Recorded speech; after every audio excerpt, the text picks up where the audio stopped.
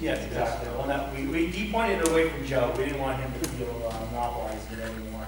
We also had another antenna that had decided to have some ice damage over the winter, so we went ahead and took it off the tower. Went ahead and brought that down. Otherwise, the site looks pretty good. I think SPG did a transformer change on us sometime back as well, because we arrived up there and there's lovely paint marks all over with SPG's name on them. Okay, did 220 show up? 220 showed up. They went in and did some checks on their gear, all working nicely and happily. 220 Club we host, and all right. So junk that I have in my list is it's on there. It's on the web under the Coast News, and I got the other picture down there also. Looks like full articles that's in the papers, and they've actually done a pretty good job doing that. They were like dave2.sandartbeta.com, and I'll try and get that in the scope if I didn't do it yet. It would have been after scope deadline, so. Like I said, it's kind of an option for it if you think there's more content that should be in there, or a nice critique about it. They are interested. There's a gentleman who has 5 to 6 years worth of QSTs. If somebody is interested, he would like to relocate them and give them an opportunity to peruse them. I have Dick Warren, K6 OBS. I have an email address here. If somebody's interested, I'll be glad to pass that to them. John, behind the camera. Camp classes for the Sea Cadets and the Marines. Want to give a commentary on that? Absolutely. The first 2 weeks of July, I participated in a course being given at Camp Pendleton for the Naval Sea Cadets. I was contacted by my friends at the Ventura County Amateur Radio Club, who are ex-Navy, in regards to assisting them here at Camp Pendleton. We actually had 11 cadets and 2 adults participate in a 2-week training course teaching them ham radio. We had a lot of local volunteers. The first test session was actually done here at the regular second Saturday of the month VE session, and many of our club members participated as the VEs. They also participated in a second VE session, test session on the base the following Friday. We gave a bunch of seminars, both on and off base. My friends in Ventura gave them the classroom instruction. I gave them a local hands-on training in VHF, UHF, HF, antennas, propagation, operating procedures, and protocols, both on the base, off the base, even outside here after their tests. We actually had them do a seminar. They repeated the seminar that was done here in fox hunting on the base, and they did a fox hunt. So they got an immersion in ham radio for 2 weeks. 9 of 11 cadets and the 2 adult liaisons successfully got their tickets, either technician or general. And it went very well. They do this once or twice a year at Camp Pendleton. And I don't have the complete list of operators that assisted, but we had people from all over the county helping, and we really appreciate that.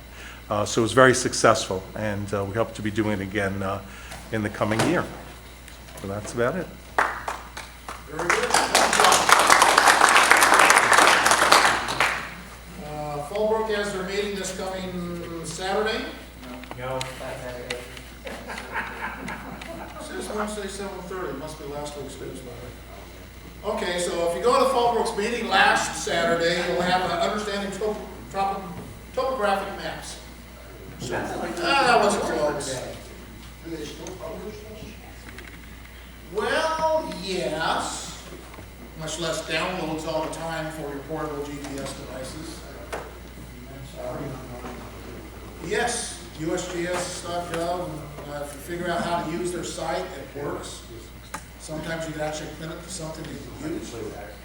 I don't know what big size you can go to. If you use a 24 by 36 inch tablet, Saying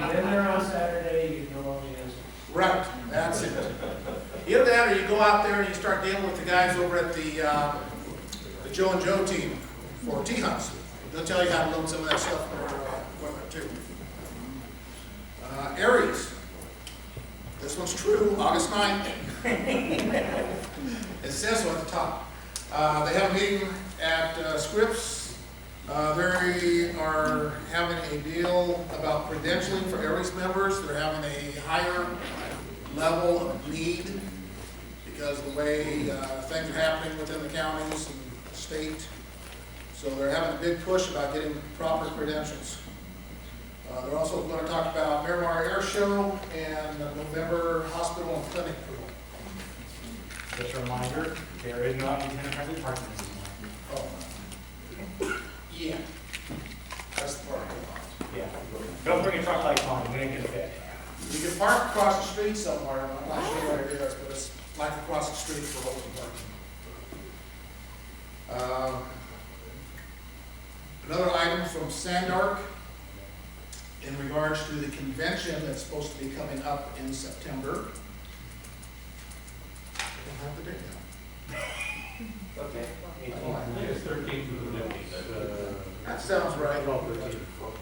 So I must have cut it off. Anyhow, they're looking for help. They need people to assist in doing some runaround and just general assistance down there. It states volunteers are needed for the upcoming convention to assist equipment vendors with their setup, support during the time the convention's open, and assist in shutting down during closing. No one's needed to do heavy lifting or heavy physical works. They've got their own people for that. They're looking for people to be a liaison between management and vendors to, if they have any needs. Provide minor services. Of course, I'm not sure how to do that. Water, coffee. Cover for short breaks, yes. Kind of support security down there. And just generally making sure things are running okay, and if there's anything that's needed to kind of help assist them with that. Bill's Ears, W6SAN at Cox. Just looking for that assistance.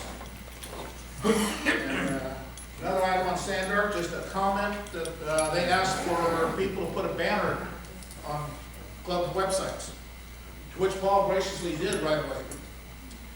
But it was noted at the last meeting, last week, that out of 13 clubs in San Diego, only 6 of them put it up. Conrad, did you have a Sandark report? No, I can give you a stand-up report if you like. Maybe. Of course, I was supposed to pay, but yeah, I got that done. Make it short and sweet. Oh, Yeah, okay. Yeah, we can take that part. Well, we already did the website comments, so we completely skipped that. The record request was delivered to Sandark at the last meeting, so if anyone wishes to review them or ask questions, you contact his board at sandark.net. They'll be glad to make arrangements. So we'll get the website to them. They announced that they intend to amend their bylaws at the October meeting, though the amendments that they're proposing are not yet available. They promise they'll be available 60 days out. Let's see. Also brought up was that they are looking to remove 3 clubs from their membership rules, so that way their absence will not affect the vote from the meeting. Of course, there's no procedure to remove clubs from Sandark at the moment, so that'll be an interesting one. They voted to expend up to $3,800 this year without first seeking the approval of the clubs per the bylaws, so it'll be interesting to see where that goes. And I'll say, I know many of you are club members for other clubs as well. There's several clubs that are members of Sandark. Talk to the delegates there, talk to those clubs, ask them the same question. Why aren't they running through things? Might be wise. I mean, if things go this way, we might not have a convention in 4 years. It's very possible. If they don't exist, we don't have a convention.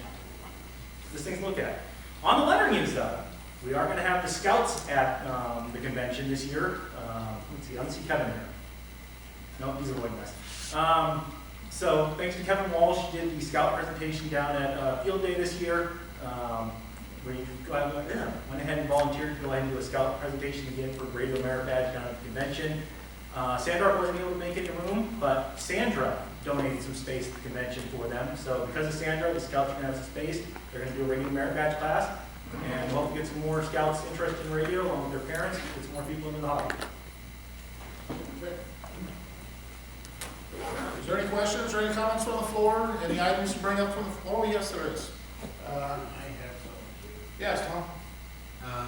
My name's Tom Cash, 6IE, and I need a few volunteers to help me take down my antennas during next week, because they're tinting my building. Do we have to take them down, or can No, I they take can around? they can just be taken down and laid down on the roof, but they can't be standing up. And do you know what day that They didn't requires give me this? a day of this, what, I was gonna say, contact Don, WG6FWE, and he can tell you, or I can tell him, but basically, it's, I need help taking my antennas down for a couple of days. Okay, get the word out through Dawn, get it out on the radio, and we'll see what we can do to get you assisted up there. Because I can't climb up on the roof at all. You need a tall ladder, Tom? No, actually, you don't need a tall ladder, because if you go upstairs and use the space where the stairs are, the top of the stairs, you can go up to the roof on the second floor. Okay, so if we have some good monkeys, they'll be up there with no problem. If we don't have good monkeys, then we'll still get up there. And all I have is 3 antennas up there. I have the R7, and I have my J-pole and a AR6, which is a 6-meter antenna. And they just need to get laid down on the roof. So when they tent the building, they can just throw it over the antennas and get stuck. Okay,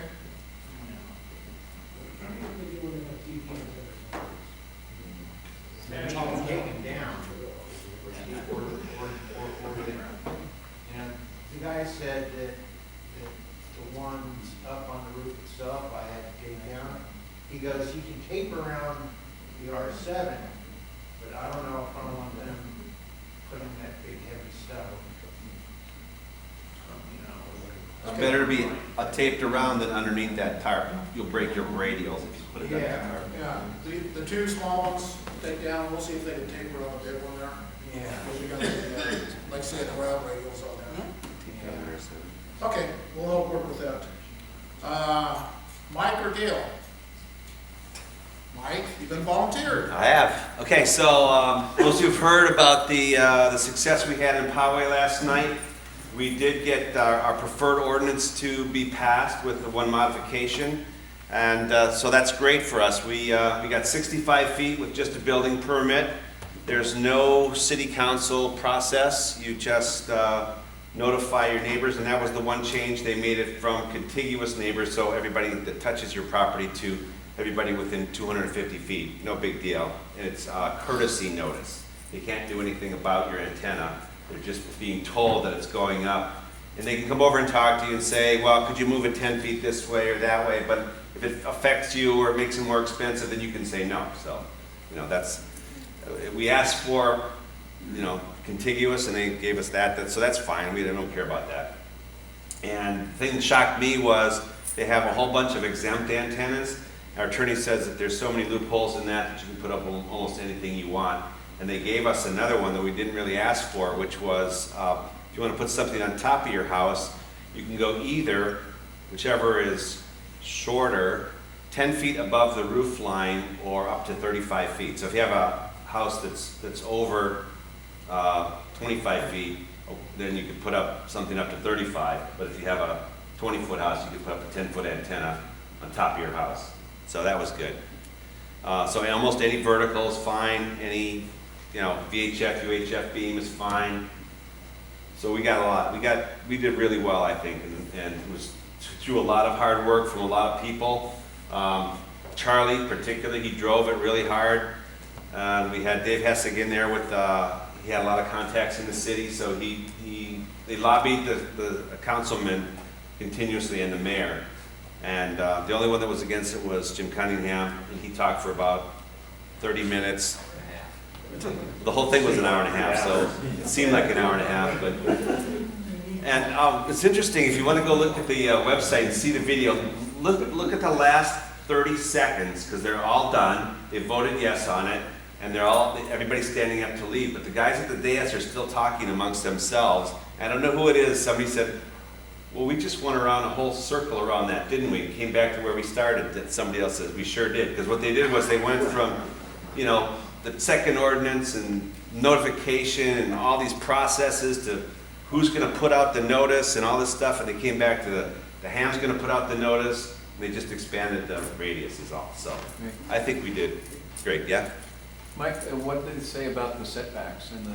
You have to be within the setback. You cannot put an antenna in the setback, and you can swing your antenna 50% over the setback. 50%. Yeah.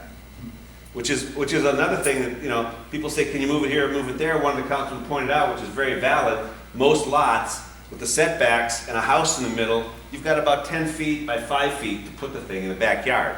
So there's not really a lot of space that you could move it, Most places. We got a 40-foot setback in our backyard, so we can't put anything within 40 feet of the back fence. Well, you've got that much room, your antenna's not big enough. A 40-foot setback, the antenna. You've got that much What room. about guy wires? About what? Do guy wires have to be? in Guy that wires? setback? No. You can put guy wires right up to the property line. Good. Now, they didn't, they talked about it, but they didn't ever put it into the ordinance that if they were toward the property line, they had to be in an elevated terminus so that you'd have to put up a pole and guy up from that, but that never got into the ordinance, so. Good. And the other thing is, like I said, almost any vertical is legal because one of the things that they put in there was that any antenna with a dimension less than 6 feet is exempt. So our attorney said that means any dimension less than 6 feet. So a dipole is tall but too small. So. I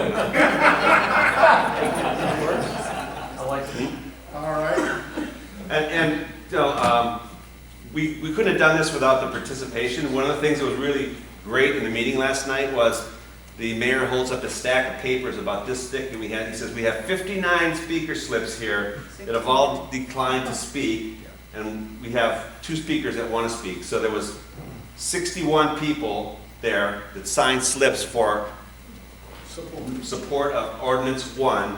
One guy came and gave a speech from the opposition. That was it. Nobody else was in the audience, at least didn't sign a slip for it. So that was good. And we thank everybody that came. A lot of people from here were there. We really appreciate that. We appreciate the money up front and all along the way. We came out, I think we're going to be just about zero on money. We spent a lot of money on this because our attorney was expensive. And we appreciate all the donations and the attendance. And the ARL did finally come through at the end and gave us, I think it was $3,000 retainer to the attorney, which we blew through very quickly. Last month he was on it very, very heavy. And we have to thank him too, Felix Tidkoff. If you have a property thing for him to work on, that's great, because he gave us a great deal, half price hours. So that we would have never been able to afford it if he didn't do that. So thanks everybody.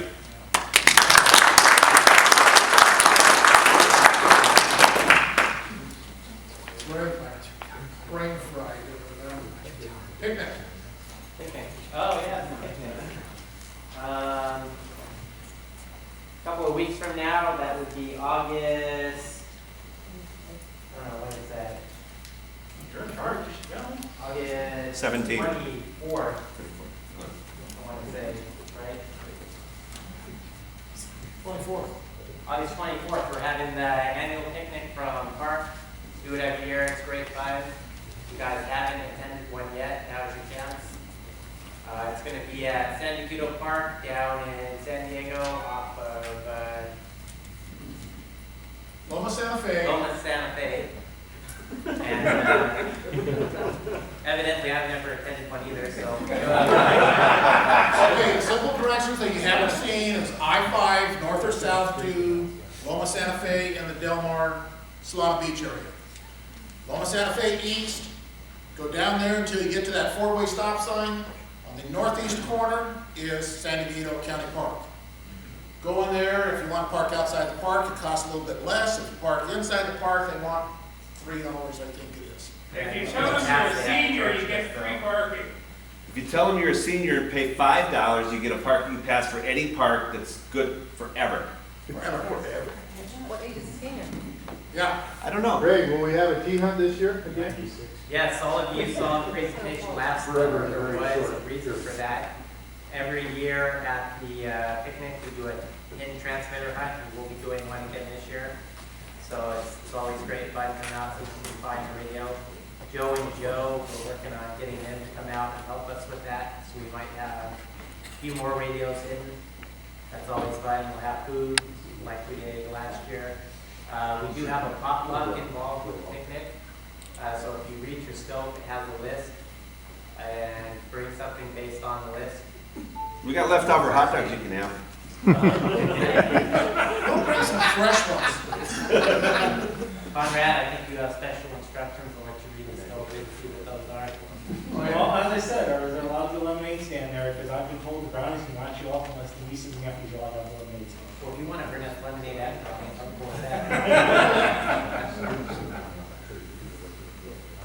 So, yeah, it's pretty much an all-day thing. I think the park officially opens at 9 o'clock. We go in there before then. We bring down some radios. We get an HF radio, 2-meter radio down there. Russia, Aruba, Quito. You know, so Ironically, the years that the antenna is actually assembled and level are the years we don't make contacts. yeah, sometimes and elements are skewed just a little bit. That's to account for the rotation and the curvature of the Earth. Don't know why, but it worked. So, So there is a sign-in sheet going around the room. In case you guys didn't realize, all the events that you attend related to club meetings, picnic, work parties, field day, the operating days of prize, you all get points for signing into those events. Those points add up, and you get tickets based on how many points you have, up to 20. And we're going to do a big prize drawing there. We'll have some prizes, tickets to HRO, so that will be good. Great fun. that's another thing. We gotta encourage you to use them in a timely manner. Sorry. No, I'm not sorry. Apparently, we have an outstanding credit down there that's exceeds what our $40. value is. So we need to work on recovering those too. Did I miss anything? So we're going to bring hamburgers and hot dogs. There's some suggested sides to bring down based on your last name. Actually, I think this year's first name, but First name, last name, call sign, something. something. Bring them down, come out, have some fun. I plan on having a radio to raffle down there. Probably be a 2-meter mobile. Get it preloaded for you. So make one of those available. As long as we sell enough tickets, we'll make it go out the door that day. Anything else? Picnic? I think we're good. Come on out, have some fun. And the rangers down there have no problem with us bringing the radios and putting up the antenna and all that. In fact, they enjoy seeing us the last couple of years. Okay. Goodie table, John.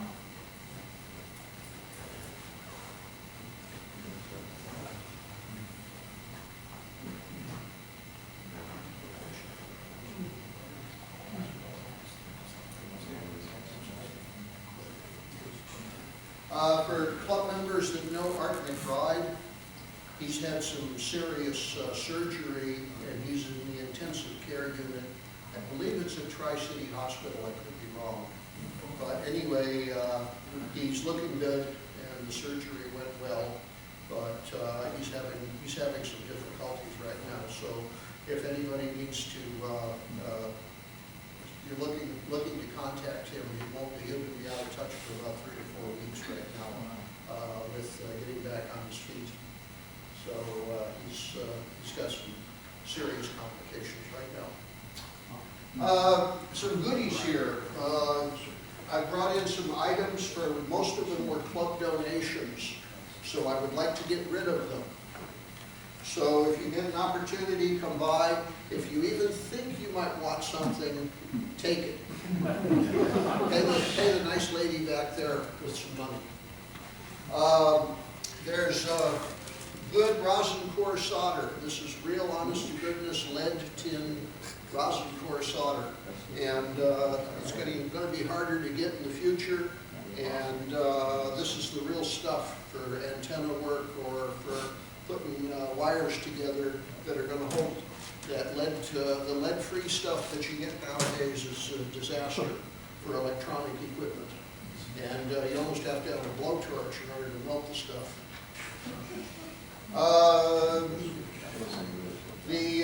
Now you're talking. If you're interested, it's a club donation. I put $3 on it, but it's basically just got to find a good new home for a new ham kind of a person who might be interested. That's about it. Oh, a wire. This is a shielded 2-conductor. It looks like about 24 gauge, and this looks to me to be 22, maybe 20 gauge. Anyway, it's a shielded 2-conductor. Could be used for telephone cable. It's usually used for microphone cable in the broadcast or television industry. So all this stuff needs to find new homes. And your chance to do that is tonight. All right.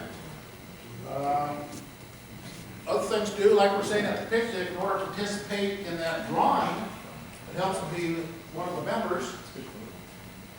And membership is taken care of by Al back here, along with his wife. She does such a good job with him. So, Hey, isn't there a 10-year limit, Dennis? I don't know, there's encouragement. So, we'll have more fights over that. So there's encouragement if you want to be part of the drawing, make sure we're still current. If you want to know if you're current, there's actually a site on the front page of the website that you can look up your call sign and probably anyone else's and see what their current activity through date is. Okay. What? Evil. No, Yeah, I'm gonna be evil. too late. No, too late. Too late. Kevin walked in. Oh, Kevin. Kevin walked in. All right, Kevin, you missed it. We were talking about how you were going to do Scout Merit Badge down at the convention, how you did a lovely one for us at Field Day. I'll give you a minute, talk, see how we can be any help to you.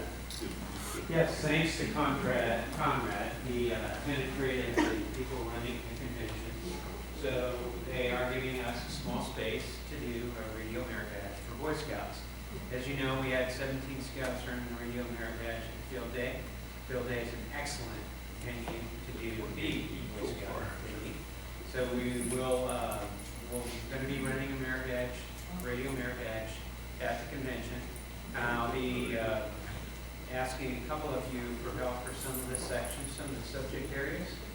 What we're going to do this time, though, is going to kind of preload some of the academic stuff for the Scouts, and hopefully they can get more time for hands-on.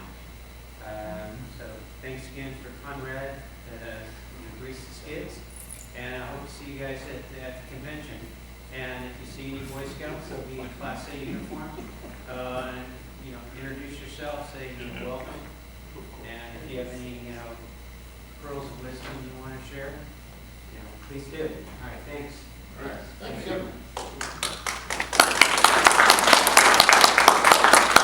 Every time he gets another Boy Scout with a merit badge, it leads them into potentially amateur radio because we're out there at the site. And if there's a scout there, there's usually at least one of the parents there. So by default, we're getting a lot more people at least learning about amateur radio. Okay. People who operated your club this year. Repeater side is Don, WD6 FWE. It's not here tonight. Technical is Conrad, KG6 JEI. We'll find out what he has to say in a bit. Our scope editor, which I was wondering where the scope was, should be coming out very soon if it's not hitting your door yet. Michelle, W5NYV. One of our directors is John back there with the camera, WA2OOB. Greg over there on the side is the other director, KI6RXX. Membership chair in the back, Al, W6GNI. Treasurer is Kim, K-A-6-K-I-W. Works better when I can read. Secretary is NE60 Jim. Did I see him here tonight? No. Didn't see him tonight. No, thanks. Vice President, in country, Joe, K6JPE. Myself, Dennis, K6TUJ, President, only through December. Okay? Please, replace him. You would like to enjoy life after December. Do we have any visitors tonight? Any other visitors want to stand and be recognized? Well, I'll just, Go ahead, we love the ladies. well, I just came, I joined, my father just passed away in February. I had become a ham because he was a ham, and so I'm KJ6STB, and I had phoned to ask about getting his call sign, and some of the guys helped me with that process, so I'm looking forward to being active in the club. Welcome.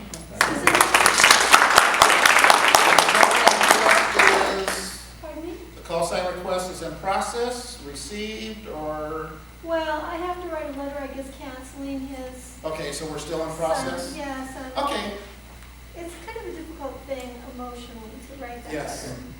Ask them to cancel my dad's call sign. It's going to be a benefit that you'll be able to have it. Yeah. Yes, sir. KJ6UMY, Brent from Fallbrook. Welcome. Here to harass Conrad a little bit about mesh. Oh, good. I need private comments from the audience. Any other visitors tonight?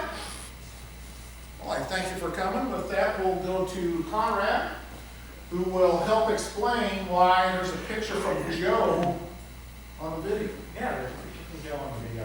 I'm going to say, you're giving me payback for harassing Andre on his presentation, aren't you? That's the way it goes, yes. Joe's got the video? Well, we've got one of our demos already going up here. What you can see, hopefully you can see, is a webcam being done over the mesh radio up in Orange County. This is located halfway up on Santiago, thank you. Santiago Peak. Here. It's got a lovely view down into Irvine, Orange County area. And in a later shot, you're going to get to see a lovely shot that it had of our nice Camp Pendleton fire last year. Lovely view, looking down. It's a very nice setup, basically running a full solar panel up there. I'll actually rotate it over here real quick. Sure. Conrad, is this live? This is live, yes. In fact, yeah, you can see it. I'm controlling, rotating over right now. Let's see, the solar panel should be over here somewhere. Unless I went past it. So you'll have to tell us how you're connected to Santiago from in the room. You got it. I'm cheating a little bit. This one is actually connected out to the internet for people to get to. Eventually, the desire is obviously to have the meshes connected. As we get better and bigger, it's going to definitely happen. So right now, we're kind of cheating a little bit, we're using the internet just to get some access. But he's got this fully self-contained up there, solar panel, as you can see. Cameras running up there. It's an IP webcam. And from there, it's night, day visible. You can see the entire city through there. Some very lovely shots during the day. And it's also some lovely shots of the fire This as is a well. live picture? This is live, yes. Awful bright. It is. It's still pretty decently bright outside. This camera's also got some adjustment too. Yeah, it's got some very nice visual on there. Oh, Who's the okay. So you can watch the people as they steal your solar panel?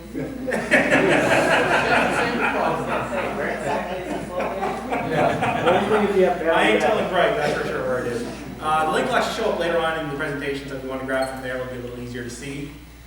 Yeah, I said go home. It might have went home. It was debating. So this is a live feed from out there, again, over the mesh. It's actually up on the hill, self-contained, and then it's using mesh radios to get back down to a person who has internet at their house, and from there it's accessible out to everyone else. It's actually posted in the forums right now, isn't it?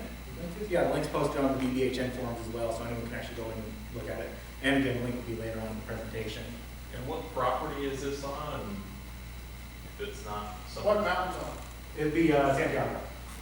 What property, like who owns? I don't ask those questions. I just told the camera's there to look at it. Oh, yes, and he's got a second camera there too. Yeah, now So you can watch somebody take your main camera? oh. That was a weather cam. That one's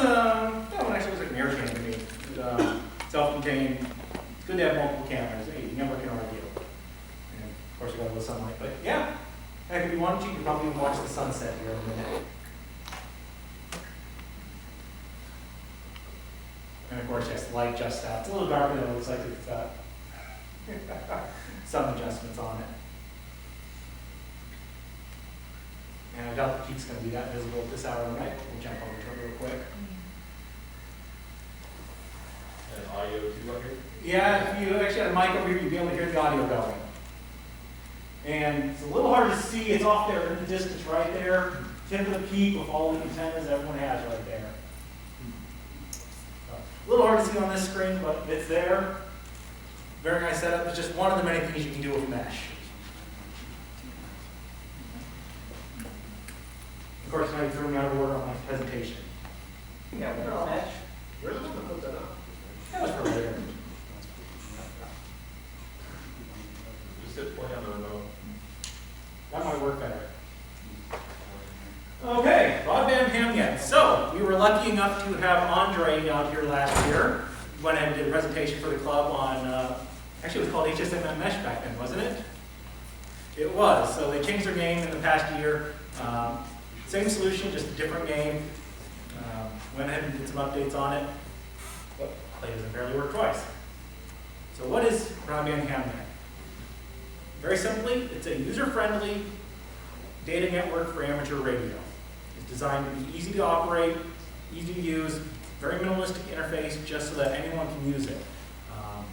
A lot of people actually are not IT engineers.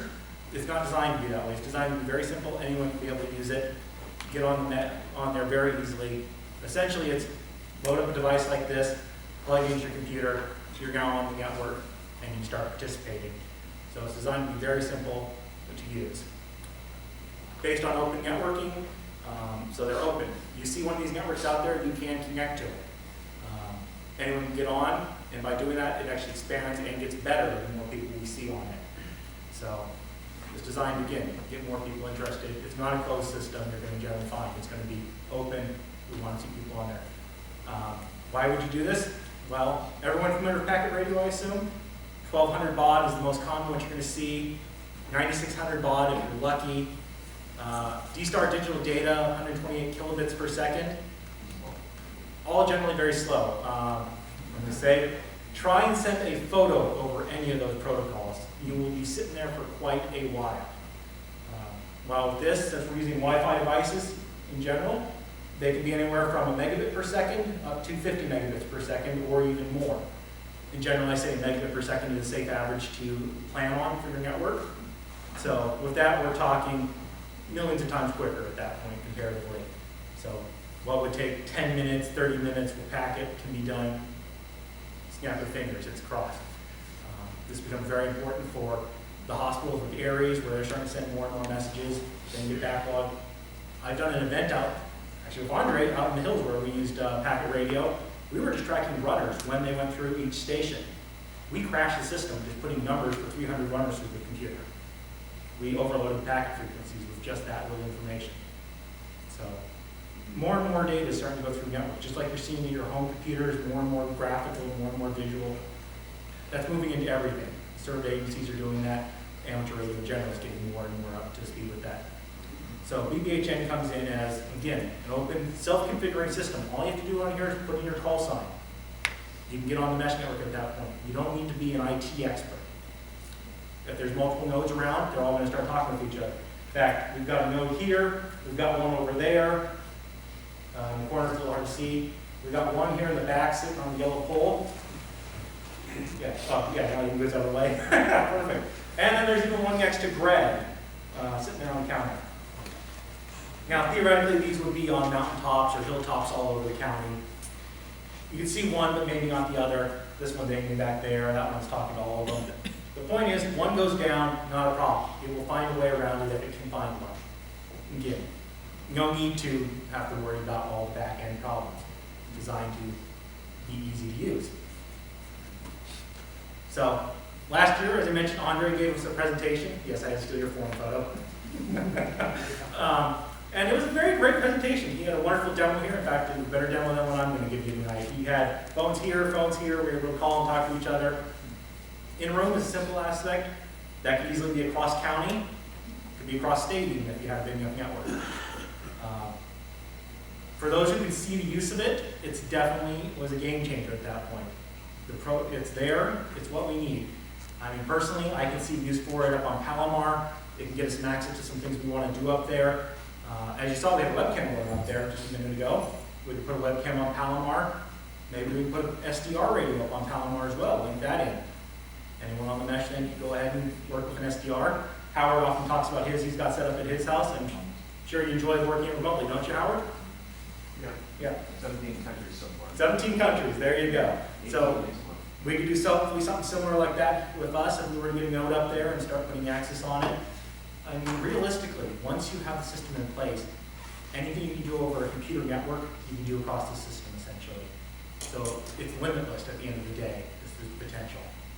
Packet, simple messages, WinLink can run over it very easily.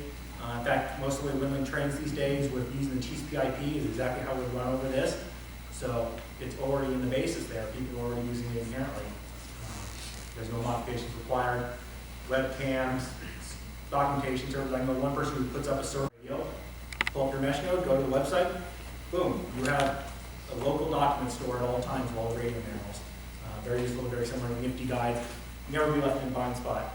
And you can get these full manuals now. Unlike Packet, it would take forever. So, Andre gave us this presentation. It worked wonderful. Immediately saw the potential, except for one little minor item that I gave Andre a lot of teasing about. Back then, it started with the WRT-54s. They're very great devices. They've been around for, well, 13 years, I want to say. They've been general variations of them, new models, new DIN changes, same principle in the back end of them. They are great as home routers. I cannot argue that. They've had a very nice run. And you can still even buy them new today, and they're even making a spin-off model now. But we have some issues here in the county. As you can see, it's an open front, open bottom. Try putting this on top of Palomar Mountain. It's not going to go so well. You can put it inside of a box, then you got to run fans up to it, and even then, you're still talking with a device that's meant for inside a house at sea level. They're meant for, as you can see, 32 to 104 degrees. Palomar gets much colder and can get warmer than that, especially in a box. They're also very noisy internally, electronically. If anyone who's ever worked HF, you know home noise is everywhere. These got a lot of them inside of themselves, and they can actually desense themselves just being there. They're great devices overall, though. I mean, they've done their run. But for us, they just do not work. And I can't stick this on Palomar Mountain. I'd be up there every week changing it around.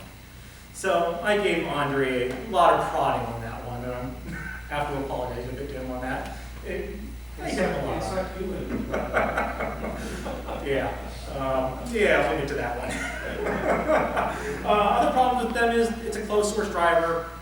I can't argue that so much, but it does limit some of the things we can do with them. They don't become as flexible, and they're 2.4 gigahertz only. That can become issues as you go long term. You'll notice on there, I put the note, they're not commercial off the shelf. Again, you have to build boxes around them. Sometimes you have to completely tear them apart to fit them in the box. You got to put a cooling system in, a heating system in, depending where you're at. It all adds up. It's not something that you can just grab and go. Someone like Joe there worked with CERT, if you want to put these in a presentation or go to your city hall and say, hey, I'd like to put these up. They would look at you and go, ha ha, walk out. Just not going to work for what we want. But great devices overall. Left the presenter. So, while I was ribbing Andre at the presentation, I ended up opening my mouth. I challenged that the current notion was that there could not be a ubiquity build, which are these lovely devices that we're pointing around the room.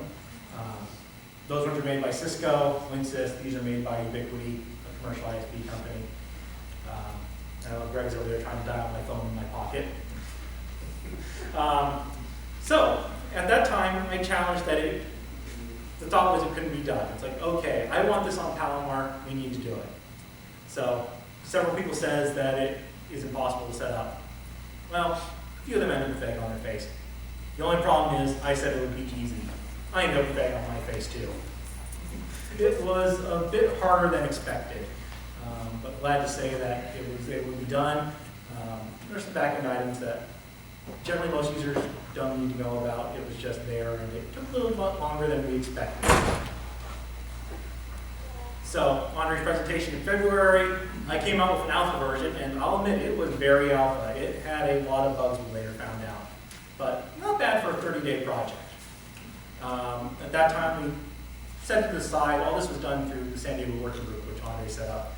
We set it to the side for a little bit. We were expecting a Ubiquity build would probably be coming out in the next release, which was scheduled around July. So we're like, okay, let's not duplicate effort. We'll let it be, we let it sit. July rolls around, they release a Linksys version, fixed the one bug that would have caused us a lot of headaches anyways, so it was definitely useful to us, but it didn't have Ubiquity.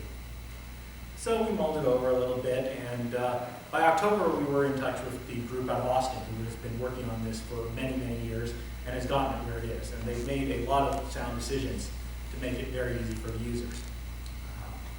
So with that, we worked with them to go ahead and embed into them and to make a Ubiquity build officially supported from the core group. So we went in there, started around October with testing, and as mentioned, we found a few things were not as expected. That's what took longer. Eventually, February rolled around. We had a good release out to everyone. We started using these. You probably started seeing them show up at operating days, even a little bit before then when we had the beta build floating around.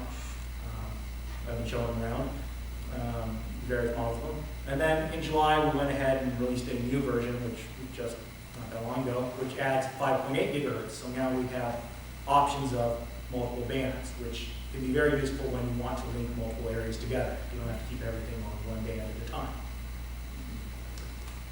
So why we did this, you got a little bit of a picture up there. It's a little fuzzy, I'm sure. But Ubiquity makes several different models of their hardware. They're all inherently designed to be outdoors. They got temperature ranges meant to be actually mounted on the mountaintop. Net 40C, positive 80C. We're not going to have any issues out here at all. I can mount one of these on the top of the tower and not have to worry. Big item, notice that it's condensing for its humidity range. Everyone puts it in their non-condensing. These can get water on them. We don't have to worry. Just don't throw them in a lake. They're not meant to go in water. They're not fully sealed. But they are meant to be outdoors. Commercial ISPs use these devices. They're used for commercial internet around the world. So they are tried and tested day in and day out by the commercial world. Not something we can say about Linksys necessarily. The beauty of what you see on these is, this one right here is actually a complete package. It's an antenna right here built into it. It's a panel antenna, along with the router inside of it. If you compare that to the Linksys, you have the antenna on the outside. You normally have to run it out to wherever you want to. If you're going to put it indoors, you're going to need some very, very thick coax, because at 2.4 gigahertz, each foot matters. Power supply is also ran up the, you see the networking line here, we run the power all the way up to the unit. So as opposed to work, which has a secondary plug for it, you could run it up to the hill, but again, you'd have to run it up with it. This is all one single cable. You got your data, which you can plug into your computer, LAN, internet, whatever you want. And then the USB port? Would not work for USB port. Ethernet. So if power is delivered over the Ethernet cable, with PoE, power over Ethernet. And they run on a range of, at the unit, 10.5 to 24 volts they can take. So run them off a 12-volt battery bank with a charger, run them off an 18-volt battery bank for an extended run. They are very nicely built because they are built-in switching supplies. So they're meant to run under adverse conditions. You can put them into a car without issue. They'll handle off the inverter supply where it's going up and down. There's not a problem with that. Batteries at home, which makes them very convenient for emergency power operations. And again, the best part, these come as is. You can put them outside, get it in the box, cut it open, and mount it outdoors that same day. You don't have to worry about, ooh, did I seal that box correctly? Did I put enough fans in it? Ew, is it going to fail on me because it's not meant for outdoor use? These are meant for. So we worked hard on that to push them out there. They had some other advantages with the fact that the antennas are built into them, dish models over there. Some don't come with an antenna. We've got one in the back there where you have to add the antenna onto it. But that allows you the flexibility to work with what you need. Honestly, I suspect most people end up with a nano station, is what these ones are. Antenna built in, easy mount, and I don't think most neighbors will argue with something that size. slip it on the side of the chimney, and they may not even notice. Howard's place will notice. Question, is the power, the 8 to 11 AF power over Ethernet standard, or is it ad hoc? It's a passive PoE, so if you were to actually break up the wires at the end, you can plug it straight on if you wanted to. And the inverters they sell come with the passive on there. So it's just passive PoE over for the wires that aren't used for data. Are these directional? These are directional, yes. This one right here has got about a 55-degree beam shift. The Omni back there is obviously unidirectional. And the dish over here, which is a little hard to see, is around, I want to say, if memory's correct, 10 degrees, isn't it? Or is it closer to 5? It's on the lower side there. It's a dish that's meant to be very, very directional. So you can mix and match them depending on what your needs are. And are they vertical or horizontal polarized? Actually, this one right here is both, horizontal and vertical. That one over there is both as well. So that way we actually gain from that, and that's actually a very good question. There is a lot of noise on vertical polarization out here. Laptops, cell phones, all of them are generally going to be vertically polarized. The antennas run up and down on most of these. They're often kept up. That's where all your noise is going to be. I've actually got the Omni back there vertical, which is probably the worst move for it. So there is a lot of noise there. The beauty of these are is they run horizontal, so you can get about 30 dB of noise isolation from vertical at that point. Also, Wi-Fi signals at 2.4 gigahertz have some very interesting behavior. They can change direction in the air as they're bouncing. So it may leave horizontally, but it will possibly end up vertical at the next end. So the beauty of having a dual polarity, horizontal and vertical in one unit, we can actually catch the best signal path. It's also outputting both paths at once. So output vertically here, it ends up horizontally there, receive on the horizontal channel. And those are 50 kilometers. I believe these were 30 kilometers distance rating officially. That might be a little optimistic in some cases. On other cases, I've actually seen them go further as well. So it depends a lot on what's going on. So distance is going to depend on terrain, environment, noise around you from residential. If you're out in the middle of nowhere, they're going to be able to go farther because there's less noise from other competing devices. 79 milliwatts on the WRTs. 79, yes. That was all, yeah. Which when you add into a nice high gain antennas, it adds up a bit, but it's still a fair bit lower. I mean, we end up getting about 10 dB gain by going to these units. In addition, their receivers were also 10 dB more sensitive, which works in a lot of cases. In a lot of cases, there's noise floor, but even then, the fact that it's not internal noise, it actually is able to pull it out in some cases and still work better by the fact that its own internal noise floor is below the actual noise. Rather affordable, actually. I mean, you look at packet, a TNC is going to cost you $100 easy. You still got to have a radio. If you're going to go digital data with D-Star, that's, last I looked, it was, I believe, $800 for the radio. And it's still 128 kilobits per second. It's still 10 times, only 10th the speed of the slow side of these devices. So you're already paying 8 times as much, and you're getting a 10th of these data. So again, $89 depending on where you want to buy these from, plus shipping to get them to your house. And again, that's an all-in-one. You can literally plug it in, have it up the same day. It's waterproof? Water resistant, yes. It's don't dunk it in a bucket or throw it in the lake, but your average weather conditions you're going to have occur in the real world, it will handle. I mean, there's people using these out in Arizona, so it'll survive the sun, no problem. And then there's people using these up in Alaska and similar to that, where it survives winter downpour, winter icing. Going on here, we have a different node type, which I actually don't have here today, but it's actually on the node that we're running in Oceanside. Rocket is designed to be made, as you notice, it has its own 2 antenna ports on there. You have to actually add your own antenna onto them. So when you find that built-in antennas that come with stock ones just aren't enough, you have the flexibility to work with them. That can be put on a directional, an omni, a dish antenna like over there. You can put whatever you want to make what you need happen. So it's designed to be for that flexible situation. Again, we're actually using this in Oceanside. We have a node that just went up a couple months ago to cover the Oceanside Valley. And I'll cover it here a little bit more, but it's using one of these devices. And a second antenna, yeah. Where's your furthest south node? Pardon? Where's your furthest south node? First south node, so there's a couple of ad hoc nodes that aren't really that active at the moment down south.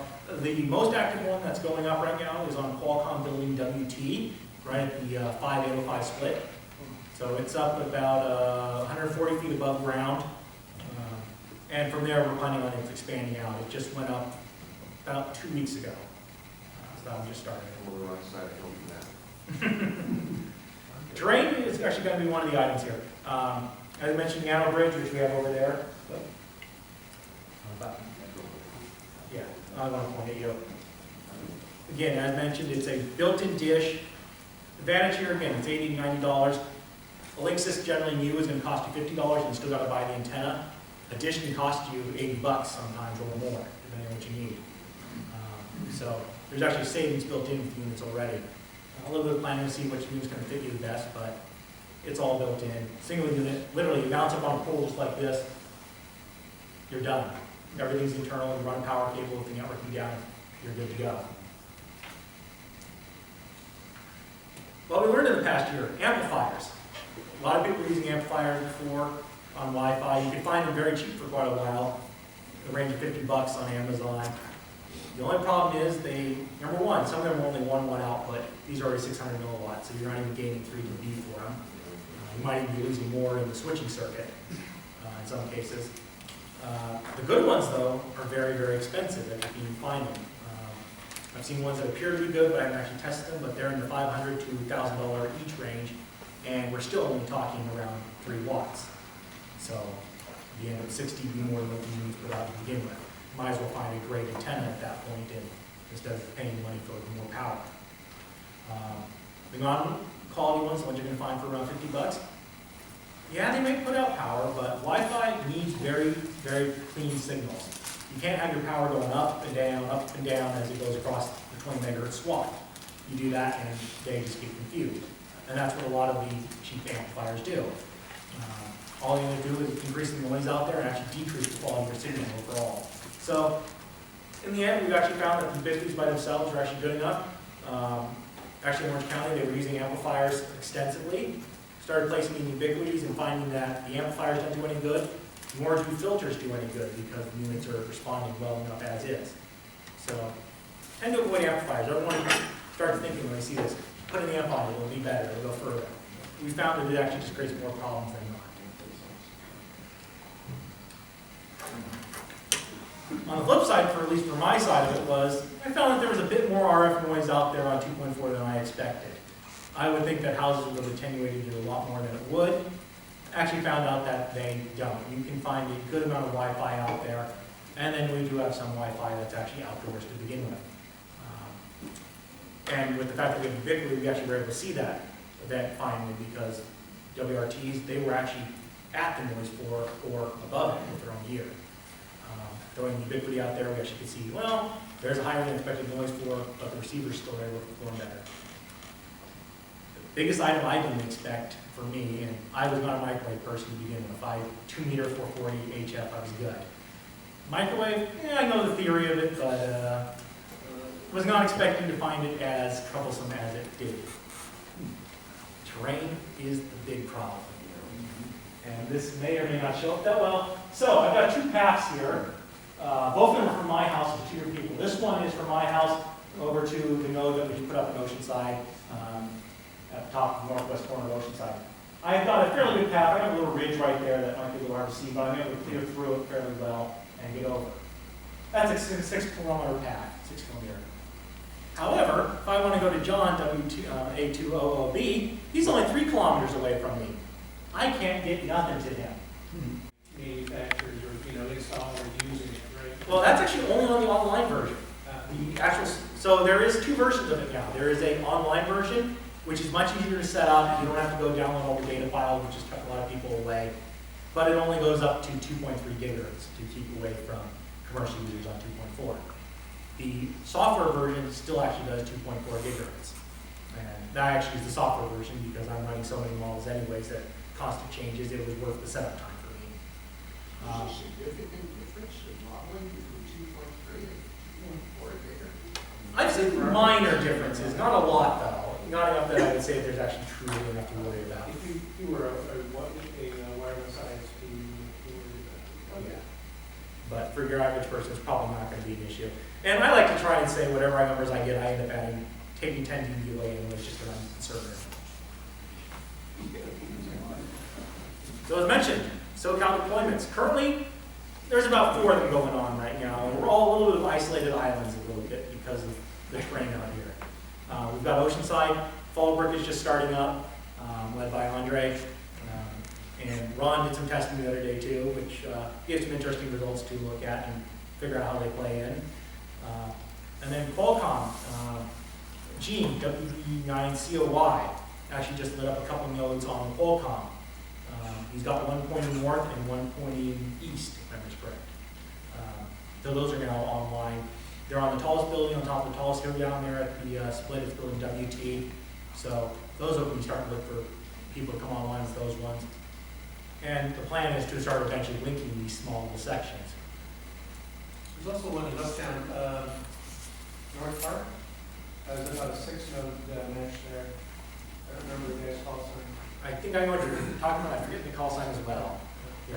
I should say these are the ones that I'm working with at the moment. I should quantify that.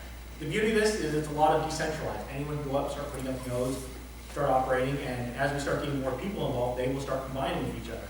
Again, as mentioned, it's an open system. As people contribute, the better it gets. We're looking for a path to get up to Santee. Yeah, we got Joe with his own little node there. He's just sitting out there. We'd love to give him a path. So as I mentioned, Oceanside, we went ahead and put up a node about a month and a half ago, roughly, or about a month, I think, actually, roughly. It's got a lovely view into the Oceanside Valley. It's one of those lovely parts of Oceanside where you can actually get a great solid view. Conveniently, and you won't see it on here, but right about over here on a hilltop is my house, which meant it worked great for me to get into. Yeah, a little bit more right. Yeah, over this area. Actually, it's about right here-ish on the path. Dennis is over in this area, along with some other users who are desiring to use the system as well. And of course, we've got a few people in here, and then other hilltops on here that are in the process of looking as well. I probably should blow that picture up a little better. So I've got a sector antenna just on there. It does a 120-degree wide path. Again, these ones right here only do 55. It's also doing 15 dB gain, so that way you can handle the coverage. And that's why I went with one of the rockets, which we showed you that you can add your own antenna onto. It's working out pretty well right now. It still needs a little more testing because it's the first one I've set up myself. But we got some good links on it. It's got some good potential. Currently, Dennis has got some nodes on it. I've got my node on it, plus the main hill there. And then a couple of other people are looking at it as well. There's some potential for maybe different organizations to get onto it. CERT might have a potential use eventually. Any other hand group might have a need for it. It's a great system to work off of. And again, as we get more nodes, it's just going to get stronger and better. Conrad, do you have any information on the Qualcomm, what they have up there? So they're actually using, good point. They're actually using the same setup as I am. They ordered the exact same antenna and the exact same rocket. So they are running a rocket with a 15 dB sector on the top. So they got about 120-degree sector, one looking, not north and one looking east? One looking north and one looking east, yes. Okay. And the eventual plan is it's in a small scale right now. They're only putting down a little more time to put one on each corner. So that way you have a little bit of overlap from each one and you cover out the full area.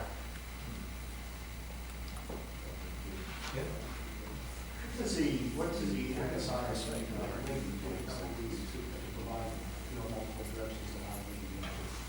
It actually looks like literally just a cable on the bottom into either a switch or another node. So we actually just released that in the 1.1 release that came out a month ago roughly. That it went in there, so you can literally plug several of these into a switch at once and they will see that, okay, we're together, we can go off this path. That's also how we handle cross-banding now as well.